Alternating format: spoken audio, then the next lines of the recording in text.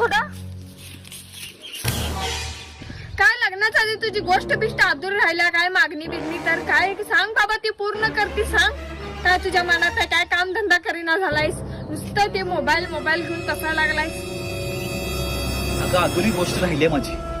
माझ्या आई मला लहानपणी सांगायची, बेडकाला दगड मारलास का नाही बायको मुख्य मिळत्या म्हणून.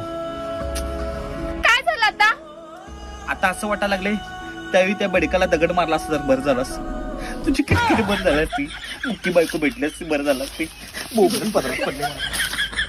कसा पदरात पडलास बाबा माझ्या, तूच मला न्यायला आलतास की, आणि आता मला सांगतो वे शेण बिन काढाय नको आणि बोलल्यावर बोलून टाकू तर मुक्की बायको पाहिजे होती वे तुला.